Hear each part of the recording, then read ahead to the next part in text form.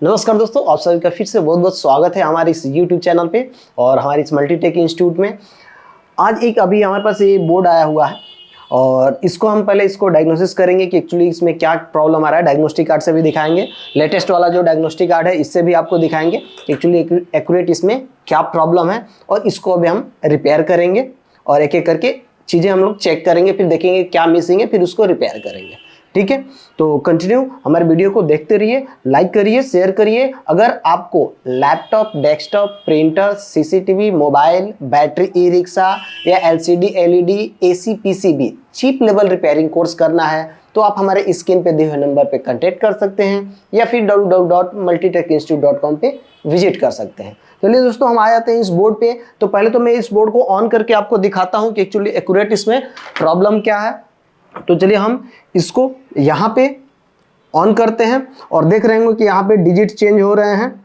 मैं भी यहाँ पे डिस्प्ले कंटिन्यू 7272 मतलब कि इसके हिसाब से तो डिस्प्ले आ रहा है यहाँ पे। अब ये डायग्नोस्टिक कार्ड यही बता रहा है कि डिस्प्ले आ रहा है, पर एक्यूरेट हम इसमें देख लेते हैं। ये लेटेस्ट वाला जो डायग्नोस्टिक कार्ड है इससे भी हम देख लेंगे कि क्या एक्यूरेट डिस्प्ले आ रहा है कि नहीं आ रहा है।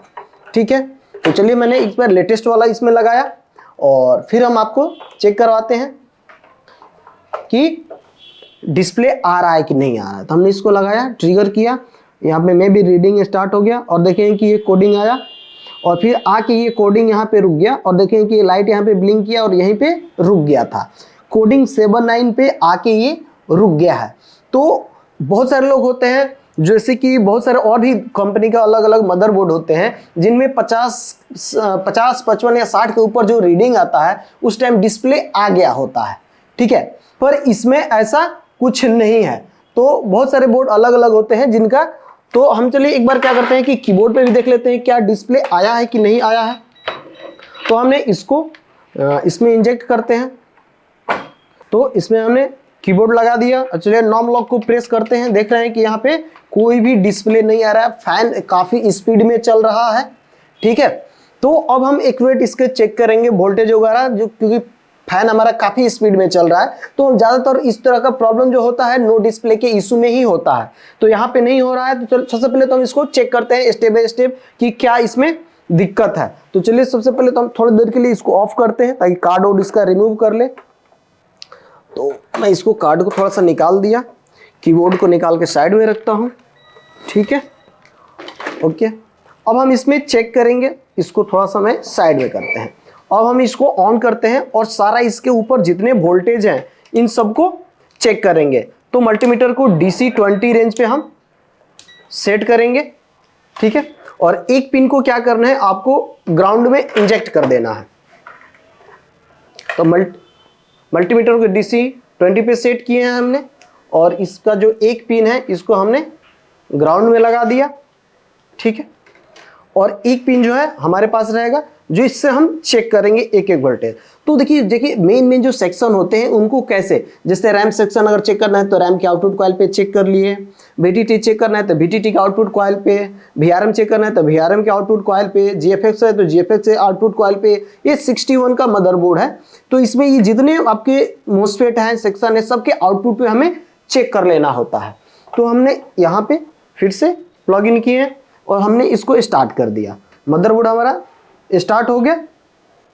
ठीक है, अब हम क्या करते हैं, एक एक करके सारा चेक करते हैं। सबसे पहले मैं रैम के आउटपुट को चेक करता हूं। तो आप देखेंगे 1.6 वोल्टेज बन रहा है, यानी हमारे रैम सेक्शन के अप्रोक्स वोल्टेज ओके है। आउटपुट कॉइल से होने के बाद 1.5 वोल्ट एक्यूरेट ये हो जाएगा। उसके बाद यहाँ पे एक मोस्फेट है जो PCH का कोर बनाता है। तो यहाँ पे देखेंगे 1.6 सेम वोल्टेज आ रहा है और इसके आउटपुट हो रहा है कि नहीं सोर्स से, तो वो 1.14 वोल्ट ये आउट हो रहा है। तो ये भी हमारा ओके है। ठीक है, यहाँ पे है आपका CPU PLL। तो यहाँ पे देखेंगे 3.3 वोल्ट की सप्लाई आ रही है और यहाँ से देखेंगे तो 1.9 के आसपास सप्लाई आउट हो रहा है। फिल्टर होने के बाद ये कम हो जाएगा। फैन काफ़ी स्पीड में चल रहा है। ये है हमारा VCC-A से। तो इसके सोर्स पे हमने देखा 1 वोल्ट के आसपास यहाँ पे भी आउट हो रहा है, यानी ये भी काम कर रहा है। अब ये कॉइल हो गए। तो इसमें एक सपोर्टिंग का कंसेप्ट दिया हुआ है जो VTT में। तो हम ये मेन मोस्फेट हो गया। यहाँ पे देखेंगे कि 12 वोल्ट की सप्लाई आ रही है। ठीक है, इसके सोर्स से आउट हो रहा है कि नहीं, तो इसके सोर्स से भी सप्लाई आउट हो रहा है। कितना? 1.19। इसके बाद यहाँ पे जो VRM वाला है इसमें एक मेन 2 सपोर्टिंग मोस्फेट का कंसेप्ट दिया हुआ है। तो चलिए चेक कर लेते हैं। यहाँ पे 11.9 यानी 12 वोल्ट की सप्लाई आ रही है। इसके सोर्स से सप्लाई देखेंगे 1.3 वोल्ट आउट हो रहा है। तो ये पेयर काम कर रहा है। इसके बाद ये इस पे पेयर देख लेते हैं, इस पे भी वर्किंग है। ये एक मेन है, ये 2 सपोर्टिंग हो गए, तो यहाँ पे भी ये वर्किंग में है। ठीक है, लास्ट यहाँ पे भी एक पेयर है, तो ये आपका मेन मोस्फेट हो गया। यहाँ पे 12 वोल्ट की सप्लाई आ रही है। इसके सोर्स पे देखते हैं कि कोई सप्लाई आउट कर रहा है कि नहीं। तो यहाँ पे कोई सप्लाई में भी नहीं आउट कर रहा है, तो यहाँ पे प्रॉब्लम हो सकता है। अब ये मेन मोस्फेट है, अब इसको हमें चेक करना पड़ेगा कि VRM IC से किस पिन से सप्लाई ये आउट कर रहा है और इसके बीच में क्या क्या लगा होता है। ठीक है, तो मेन मोस्फेट जो है यहाँ पे है। अब इसकी हम थोड़ा सा टेस्टिंग कर लेंगे। ठीक है, इसके गेट है, यहाँ पे गेट पे देखेंगे कि कोई वोल्टेज नहीं है।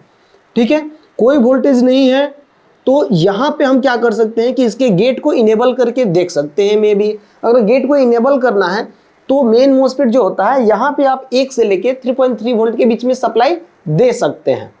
तो हमारे पास ये DC मशीन है, हम इससे इंजेक्ट करके देख सकते हैं।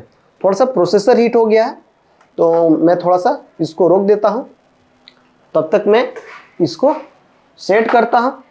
तो ये हमारा DC मशीन है, हम DC मशीन से डायरेक्ट सप्लाई इंजेक्ट करके हम देख सकते हैं कि प्रॉपर वर्क कर रहा है कि नहीं, यानी आउटपुट ये GFX वाला कॉइल पे सप्लाई बन रहा है कि नहीं।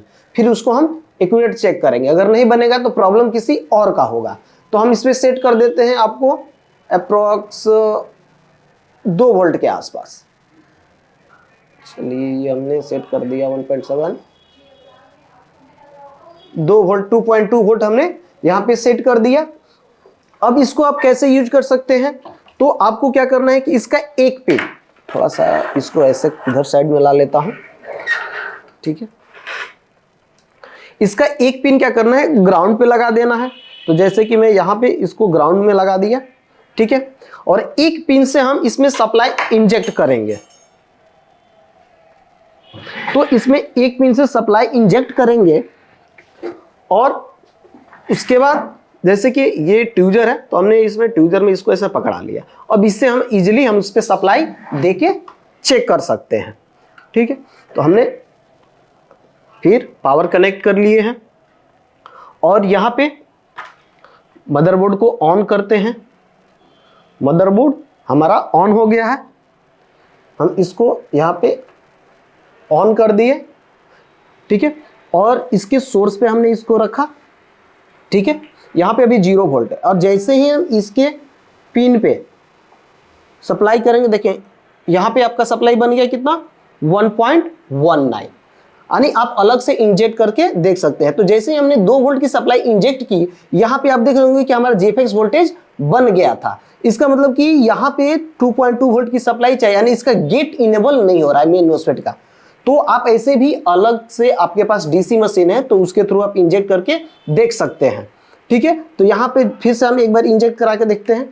जैसे कि ये वाला पिन हम साथ से रख लेते हैं, यहाँ पे देखेंगे अब यहाँ पे 0.10% यहाँ सप्लाई है, और जैसे ही यहाँ पे सप्लाई दिए इसके गेट पे, तो यहाँ पे अभी आपका सप्लाई हो गया 0.18। ठीक है, हटा रहे हैं तुरंत ये कम हो जा रहा है। तो यहाँ पे मैं भी इसका एक रजिस्टर है, यहाँ पे देख रहे होंगे, यहाँ पे हम दे रहे हैं तो कोई काम यहाँ पे नहीं हो रहा है, और यहाँ पे दे रहे हैं तो ये एक्टिव हो जा रहा है। तो इस रजिस्टर को भी हम चेक करेंगे क्या ये रजिस्टर सही है कि खराब है। चलिए, तो ये रजिस्टर वाला हम चेक कर लेंगे एक बार। इसको हमने साइड किया, इसको बंद कर देते हैं। सबसे पहले हम क्या करते हैं, रजिस्टर को रिमूव करते हैं। तो रजिस्टर को रिमूव करेंगे और देख रहे होंगे कि यहाँ पे अगर आपको दिख रहा होगा अच्छे से, तो प्रॉपर तरीके से हम इसको रजिस्टर को तो सबसे पहले निकालेंगे, इसकी टेस्टिंग करेंगे कि ये सही है कि नहीं है। ये हमने रजिस्टर यहाँ पे निकाल दिया। ठीक है, और इस रजिस्टर की टेस्टिंग कर लेंगे। तो फिर हम क्या करते हैं, मल्टीमीटर को बजर पॉइंट पे सेट करते हैं। ठीक है, और इसको चेक करते हैं। यहाँ पे ना बीप दे रहा है ना वैल्यू दे रहा है। तो चलिए मैं एक बार क्या करता हूँ कि इसको 20 किलो ओम रेंज पे सेट करता हूँ और देखें कि ये कोई वैल्यू ना कोई बीप भी दे रहा है। तो मे भी ये आपका रजिस्टर शॉर्ट हो गया होगा या ओपन हो गया होगा, जिसके वजह से ये कोई यहाँ पे वैल्यू अभी नहीं दे रहा है। ठीक है, तो हम क्या करेंगे, अगर आपके पास सेम बोर्ड है तो आप उसमें से निकाल के लगा सकते हैं, या किसी भी मेन मोस्फेट के पास में, यानी मेन मोस्फेट और वीआरएम आईसी के बीच में जो रजिस्टर लगा होता है उसको आप रिप्लेस कर सकते हैं। और यहाँ पे ज्यादातर जो रजिस्टर होता है वो आपको होता है एलवीआर रजिस्टर, यानी लो वैल्यू रजिस्टर। तो यहाँ पे देखेंगे कि हमारे पास एक सेम बोर्ड है यहाँ पे, तो हम क्या करेंगे, इसमें से हम एक रजिस्टर निकाल लेंगे मेन मोस्फेट वाला। ठीक है, तो यहाँ पे भी देखेंगे कि मेन मोस्फेट है, मोस्फेट का गेट वाला यहाँ पे भी है, यहाँ पे भी है। तो किसी में से हम क्या करेंगे, इसको निकाल सकते हैं। तो चलिए हम क्या करते हैं कि इसको इसमें से रिमूव करते हैं, हम निकाल लिए। और फिर हम क्या करते हैं कि इसके जगह पे इसको लगा के देखते हैं कि क्या हमारा प्रॉब्लम सॉल्व हुआ कि नहीं हुआ।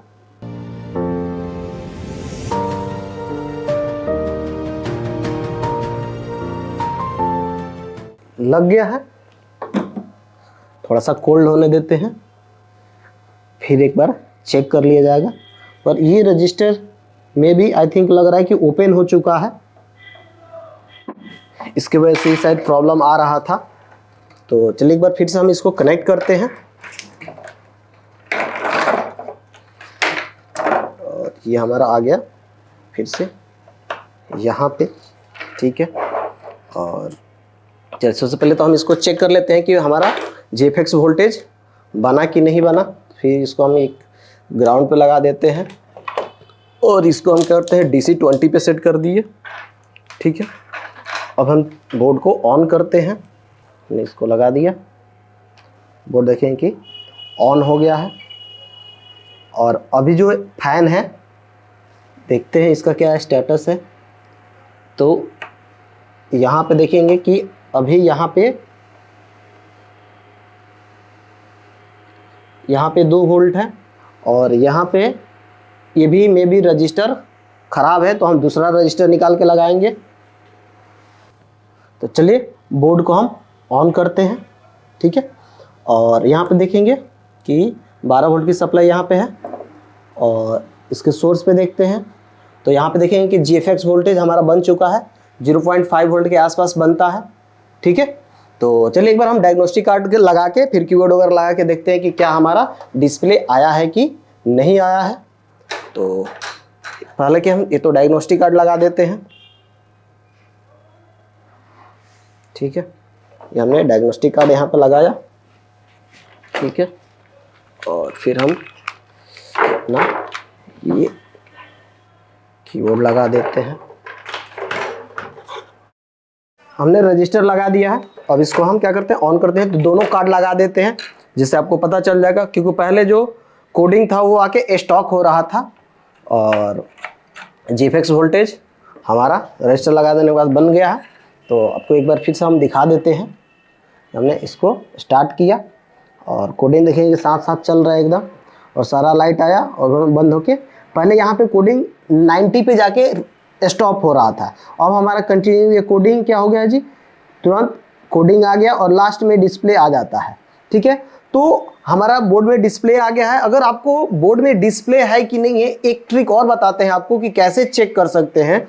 आप क्या जाइए, RBG रेड ग्रीन ब्लू वाले सिग्नल पे जाइए, मल्टीमीटर को 2000 माइक्रोवोल्ट पे रखिए और RGB रेड ग्रीन ब्लू वाले पे आपको अप्रोक्स 400 के आसपास, मतलब कि 250 से लेके 400 के बीच में RGB सिग्नल मिलेंगे। मैं आपको अगर कहेंगे तो ऐसे दिखा देता हूं। RGB वाले पे ये शॉर्टकट तरीका है कि बोर्ड में डिस्प्ले है कि नहीं ये चेक करने के लिए। तो यहाँ पे चलिए मैं यहीं पे देख लेता हूँ। यहाँ पे देखिए ये एक ESD लगा होता है, शायद अगर आप देख रहे होंगे तो यहाँ पे RGB के लिए कॉइल जो लगाता है उस पर आप चेक कर सकते हैं। तो यहाँ पे मैं इस पे देखेंगे कि ये R, ये है आपका G और ये हो गया आपका B। इस पे आ गया 400 के आसपास। तो RGB रेड ग्रीन ब्लू पे अगर वही इसमें अगर डिस्प्ले नहीं रहेगा तो क्या सिग्नल आएगा वो भी हम आपको दिखा देते हैं। तो हम इसको तुरंत रैम निकाल देते हैं जिससे आपको पता चल जाएगा कि इस बोर्ड में डिस्प्ले है कि नहीं। नो डिस्प्ले में क्या दिक्कत कैसे आपको दिखता है RGB। बोर्ड को हमने ऑन किया और यहाँ पे देख रहे होंगे कि यहाँ पे सिग्नल 100 के पास बन गया। दूसरे पे जो 250 बन रहा था इसमें भी 100 बन रहा है, जिसमें 400 बन रहा था उसमें भी आपको 100 के आसपास, क्लियर कर देते हैं, ऑन हुआ, जिस पे आपको 400 बन रहा था उसमें भी आपको 100 के आसपास बन रहा है। तो अब RGB सिग्नल पे माइक्रो वोल्ट में भी आप चेक कर सकते हैं कि बोर्ड में आपका डिस्प्ले है कि नहीं है। तो आई होप कि आपको, और यहाँ पे GFX वोल्टेज आप देखेंगे, जैसे मैं रैम लगा देता हूं तो फिर एक बार GFX चेक करा के फिर आपको मैं इस वीडियो को खत्म करता हूं। तो मैं भी इसमें जो प्रॉब्लम था कि GFX वोल्टेज नहीं बन रहा था, इसलिए जाके कोडिंग वहां पे स्टॉक हो रहा था। तो बोर्ड हमारा ऑन हो गया और लास्ट वाला जो पेयर था इसमें हमारा GFX वोल्टेज नहीं बन रहा था, तो मैं इसको वोल्ट पे कर दिया और देखेंगे 0.5 वोल्ट के आसपास हमारा GFX वोल्टेज बन गया है। तो आई होप कि आपको ये सारे वीडियो समझ में आया होगा। तो मिलते हैं अगले वीडियो में, तब तक के लिए बहुत बहुत धन्यवाद। अगर आपको laptop, desktop, printer, CCTV, mobile, battery, e rickshaw, chip level repairing course करना है तो आप हमारे स्क्रीन पे दिए हुए नंबर पे कांटेक्ट करिए या फिर www.multitekinstitute.com पे विजिट करिए।